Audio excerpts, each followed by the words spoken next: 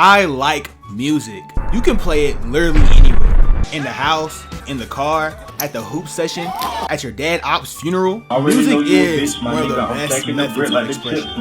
Music on its own is goated, like 06 D-Wade or 2021 Giannis Antetokounmpo. But when that stuff is relatable and hitting you in your soul, in your chest, man, it turns into 2016 Curry, 96 MJ, 2018 Bron for real. Today, I'll be going over some albums that when I initially heard them, I loved them. But even to this day, they have still managed to stick with me. Not just sonically, but personally.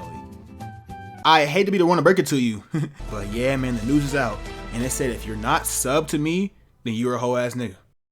Let me stop playing with y'all, bro. If you like the content, please subscribe to the channel. We're on the road to 1,000. Who wouldn't want to be an OG? And if you like the video, please leave a like. It helps the algorithm. And now, on to the video. My bad, Nardi. Love is Rage 2. I already know what you're saying. Teef, you said music that's relatable and hit you in the soul. What the fuck is Lil Uzi Vert doing here? Well, Love is Rage 2 is just fun as hell. What more can I say? And it's the first album I've heard out of all the ones in this video, so deal with it. Cope. Unlike the other ones in this video, Love is Rage is not appreciated by me because of its subject matter or lack thereof, but because of the vibes it gives off. No matter what critiques you got about this album, you cannot deny that it's a 10 out of 10 when it comes to how fun it is. And if you say it isn't fun, you're stupid and shouldn't have rights. I don't make the rules, I'm just a messenger. Sauce It Up, How to Talk, and X are some of the most enjoyable songs I've ever listened to. But that's not saying like Uzi didn't have other stuff on this album. 2, Neon Guts, and 20 Minutes are so calm and collected. When you hear these, you deadass just flowing through the abyss. This album is just that good that even 8 years after its release, most Uzi fans will confidently say that this is his best body of work by far. And hold up, I didn't even forget about the song that made you niggas cry, like The Way Life Goes and XO Tour Life. This shit really just has something for everybody, man. Like, there was no misses on Love is Rage 2. Speaking of sad songs, this is the perfect time to bring up my favorite Tyler the Creator album, Igor. Now, Igor and I have a complicated relationship. I'm lying. It really isn't that complicated. It's just very apparent that I appear to have a similar love life to Igor. Minus the gay shit in the love triangle. Half the time. What I'm trying to say is that the stuff Tyler was saying all over his album was just too relatable. Minus the gay shit, once again. If you're straight, just replace the he with a she, and I promise you, you will see what I'm talking about. P.S. I'm not a homophobe! I have nothing against the gays! I love the gays! Pause! Even after Tyler had dropped Call Me If You Get Lost and Chromacopia and had Flower Boy and Wolf before this has managed to be my favorite album of his. My favorite song on this album has to be Igor's theme, and even though it literally only has like 5 or 6 phrases that are just repeated throughout the song, I like it a lot because you can tell from the start of this album that there's gonna be some great conflict throughout the whole entire thing. I don't even know which songs to single out and explain because they're all bangers, and they all play their role for the bigger picture, which was Tyler trying to win over his lover, but ultimately realizing that he cannot have that nigga, going through the many emotions over the course of the album, eventually coming up to that faithful conclusion.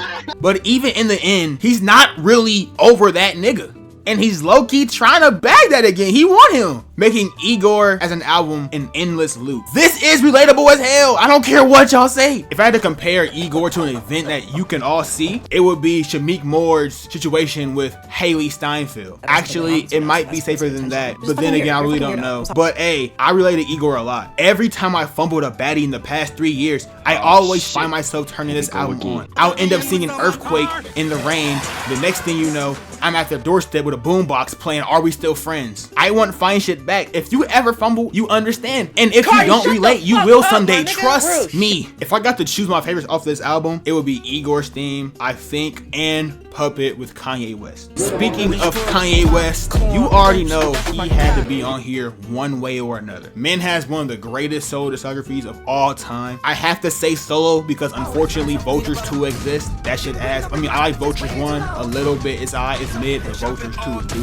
But yes, despite him being a wee bit crazy. Little bit crazy. He's a little bit crazy. Just a little bit. And getting into controversy every other month, he gotta be on this list. Sorry, not sorry. He's one of the greatest artists of all time, and music would not be the same without him. My pick for Kanye is My Beautiful Dark Twisted Fantasy. Twisted Fantasy for short. Love is Rage 2 was the fun one. The one everyone enjoys with a carefree attitude.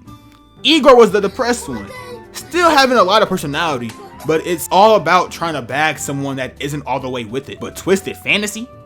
Twisted Fantasy is about locking the fuck in! The events that led to Twisted Fantasy was the 2009 VMAs, where a Kanye donning a black leather shirt, black Timbs, Amber Rose bald ass, and a bottle, yes, a bottle of Hennessy pulled up. Later that night, when Taylor Swift won Best Female Music Video, Kanye went up there on stage and said, I'm really happy for you. I'm gonna let you finish. But Beyonce had one of the best videos of all time. I mean, can we even blame him for this now? I don't think we can.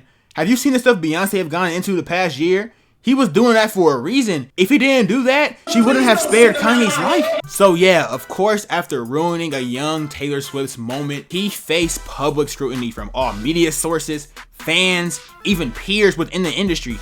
So what does Kanye do? Exiles himself to Hawaii for a long time and come back with possibly the greatest album ever. The physical embodiment of Twisted Fantasy would be Shadow the Hedgehog. He was truly locked in, and with the themes and sounds of this album, you can tell. Dark fantasy, gorgeous, power, monster. It's honestly very impressive how hungry Kanye was at this point in his career when his catalog already looked like this. He had nothing else to prove, but decided to make something to prove anyways. I'm glazing so hard right now, but you can't even blame me. The album is just that good.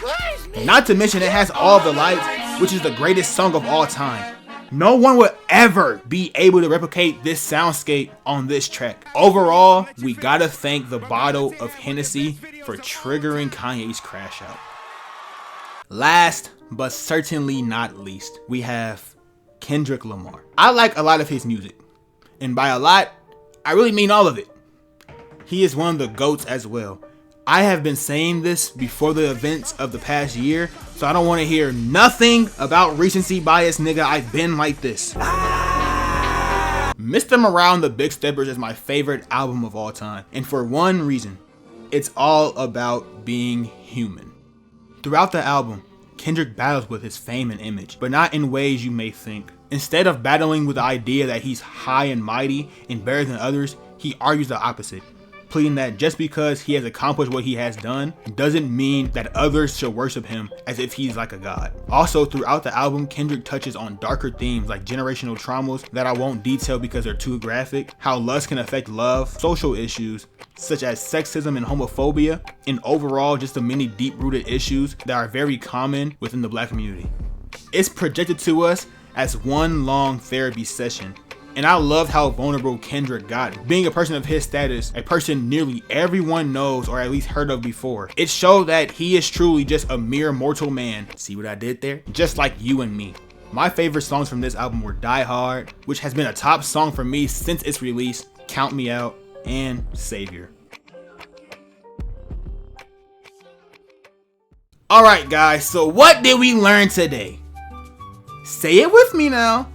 1, 2, 3. That just because you relate to Igor doesn't mean you like boys. Alright guys, good job. Golden stars for everybody.